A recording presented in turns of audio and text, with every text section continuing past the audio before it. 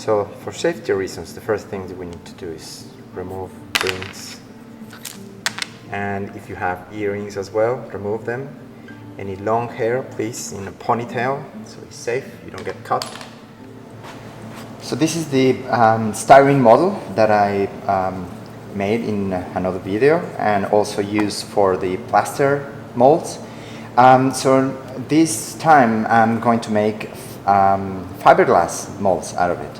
So I'm using the same middle point, the same partition line that before. Is the easiest way to extract the molds. Now it's the center of these curves, the model.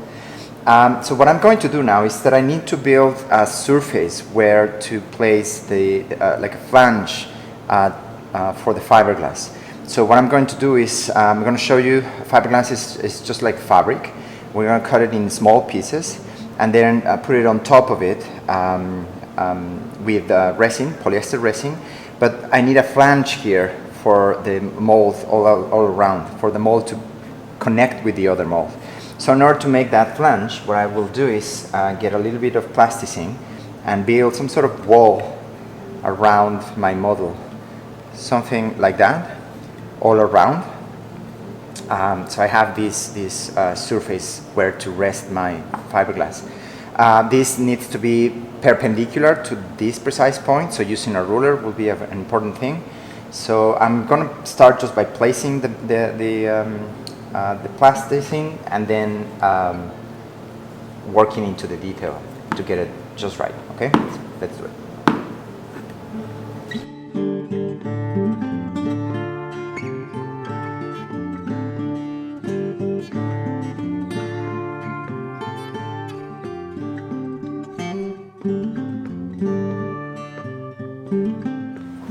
So I have here now the flange all around, some sort of like skirt around the model.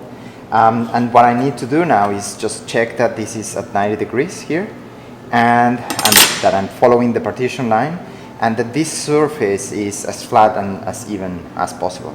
So just work slowly, be precise. This needs to be a job well done. Okay. So we can use also a knife just to, maybe cut the material and getting it exactly on the partition line.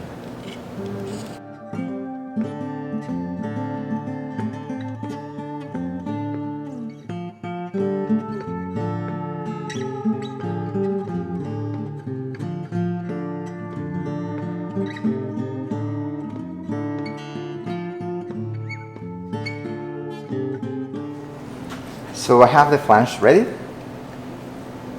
It's pretty precise. I mean, it could be better, but this will be enough. It's not super relevant to be flat because the fiberglass will just take the shape, and it's not a big deal. So what is next from here is the same process that we did in the other video for the plaster Paris molds. We need to wax it, and we need to create these layers of protection so the fiberglass do not attach to and glue to the model. So one layer of wax, let it dry, remove excess, and then another layer of wax, let it dry, at least 3 times, and then at the end we use a little bit of water soap. In the places where you buy the fiberglass and the resin, polyester resin, they also have a special liquid that is water-based that you can use in order to detach the mold from your model. From your matrix. Remember, matrix is the name we give to the models with which we create molds. I don't have that one here right now, but it's, again, that's if you want to use it. It's not absolutely necessary. You can use wax and watery soap. That will be enough. Now, about fiberglass. There are 2 main types of fiberglass. There is this one that is woven. You can see it's just like a fabric. It is literally fiberglass, so fibers made out of glass. So wear gloves is very important because the glass will get into your skin. It will be very itchy, especially this other one. This other type is called non-woven or multi-directional because the direction of the fibers is all random. This one is cheaper than the other one. And depends the application that you want to use. You use one or the other. So we will be using the multi-directional non-woven. And it's quite thick. This is meant to repair boats, the hull of the boats. So that's why they have quite thick layer. So what we do is pretty simple to do. Just grab a little bit the edges like that and just pull. And you will see that it will divide into thinner layers. So I cut a bunch of squares, 5 by 5 centimeters, 2 inches by 2 inches, 3 inches more or less. And we will use this to apply with resin. Once we apply the resin, you will see that this takes form and sticks, let's say, to the model. As I said, wear gloves is quite important because it will get everywhere. To cut the fiberglass, you need a good pair of scissors. Fiberglass is very abrasive, so our regular scissors will just wear out very quickly. And if you get itchy, if you get some of the fiberglass in your arms, don't scratch yourself and wash your hands with hot water so your pores will open and it will be easier for the fiberglass to get out. So what I'm going to do now is wax my model, and then I'll show you how to prepare the resin and start applying it. So I have my 3 layers of wax already in my model. I have all my pieces of fiberglass ready to go, and you will need all this stuff in order to apply the resin. So I have this container that obviously is to measure the amount of resin. I have already the resin in here. It's polyester resin, which I'm using. Be careful. I'm crazy about wasting too much material, so I'm always using very little material. It starts in 4 ounces, so I added these just to be sure, where 2 and 3 may be. You will also need a couple of glasses, the disposable ones. One is for actually pouring the resin and doing the catalyzing there. So catalyzer can come in small bottles like this or large bottles, depending on obviously how much you buy. But this is at the end what you need because it has a drop dispenser. So you need to count. The formula depends on the amount of resin and the drops per ounce that you have to pour in. The other glass is for some thinner to clean your brushes afterwards. So because the resin is catalyzed, you can work very fast. So you will need 2. In the meantime that you're working with one, the other one is getting clean. Right now I'm starting, so everything is clean. And that's, I think, pretty much it. The amount of drops that you put is between 15 to 20 drops per ounce. So I have 3 ounces here, so I will be putting around 45 to 50 drops. That depends a lot on the humidity and room temperature.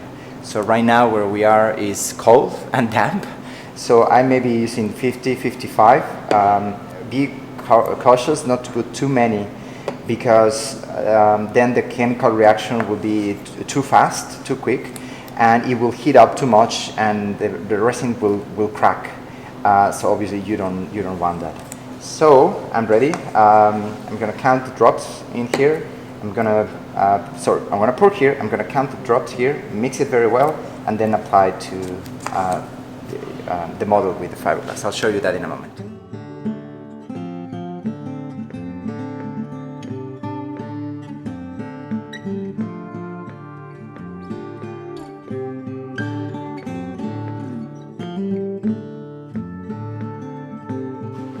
So the resin changed the color.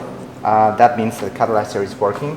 The first thing that you need to do, obviously put some protection to your table, okay? Is just first put a generous layer of resin, just resin.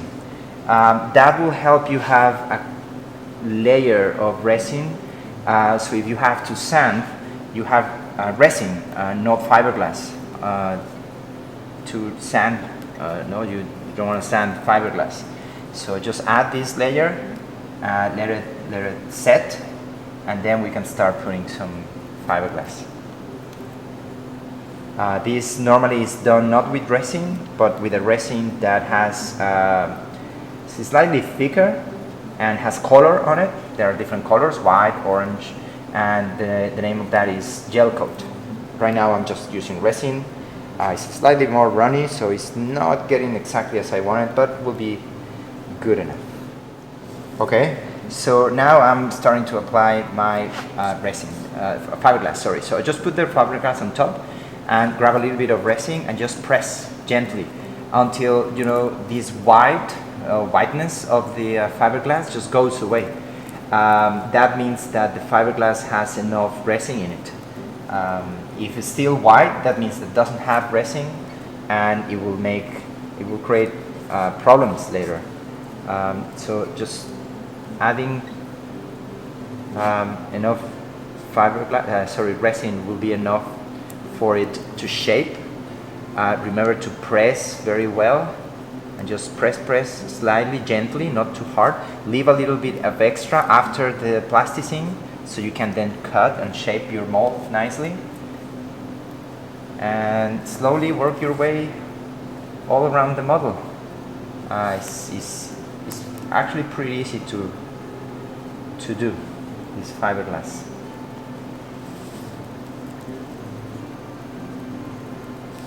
You will have little points, little spikes of fiberglass. Just keep pressing and they will go away. I think this is too thick. I think there are 2 layers. I'll use this one. Yeah, and gets messy. Don't worry, okay? It's messy. That's why you wear gloves all the time.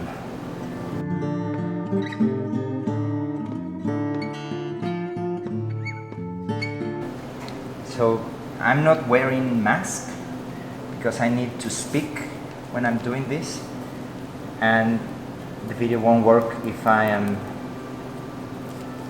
wearing a mask. You won't be able to hear me properly, I think. So you need to wear a mask. This is a very heavy chemical and it will make you dizzy. And another good thing is to do it in a well-ventilated room. If you have an air extractor, turn it on. And if there is other people around you, be assured that they don't have any issues with this smell, because it can be really, really bad for some people and it can make you throw up and everything. Okay.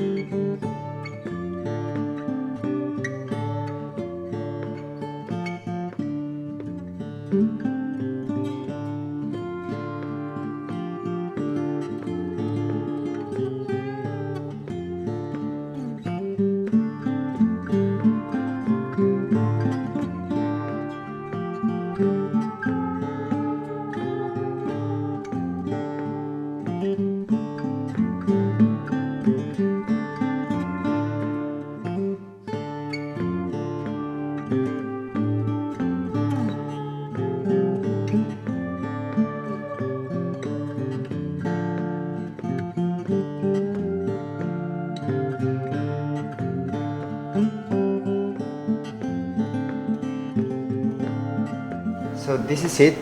I finish. I still need to wait until it sets completely. As I said, here is quite humid and cold, so it will take a little bit of time, half an hour, maybe an hour. The good thing with the fiberglass is that because it's catalyzed, You can continue working your way up without needing to wait until it sets. You can continue building layers and do as thick as you want to or you need to, because you know that the bottom layer will harden anyway, because it's chemically set. It's not on contact by air. Remember, the movement is vertical, like perpendicular to the surface. You don't paint on it, because the only thing that you will be doing is dragging the fibers and taking the fibers away from the surface that you want to apply them to. So just doing that movement. And the trick here is to watch the color. If you see that it's still white, that means that it's not wet enough. You need to put more resin. And also happens that you can create, maybe by pushing, you can create a bubble. So it's not completely white, but you can see a difference of color between the part where you had a bubble, you have a bubble, and the rest of the resin. So you just have to press back until everything gets evenly the same color. Now the rest is just laying until completely hardens, and then we will do the other side of the mold, removing the plasticine and doing exactly the same, but on the other side. But right now it's all about waiting until it sets.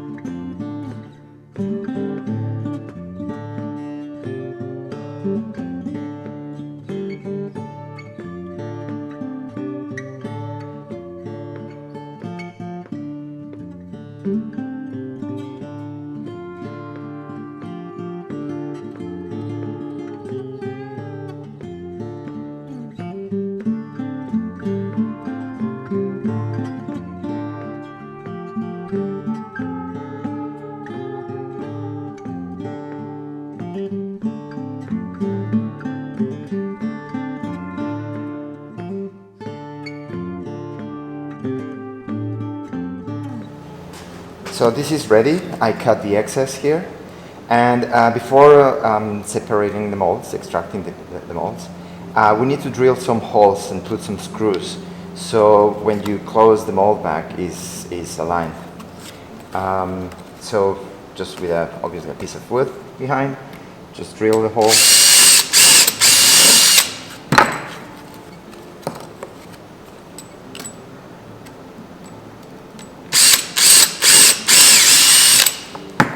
And that would be enough to put a couple of bolts and screws and nuts through it.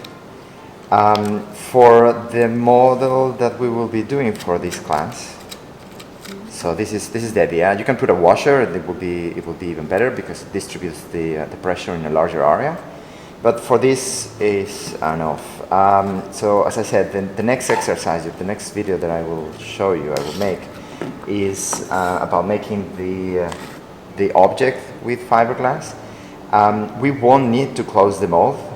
This technique doesn't require that, but in other cases you do have to do that. So it's important to create these holes and put these screws.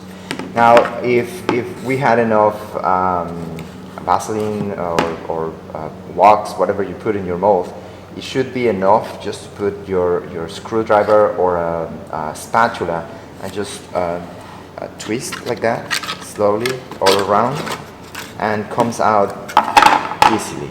And now this one could be a bit harder if you cannot pull like that. You can just open your, I never know how these things work. Okay, there you are.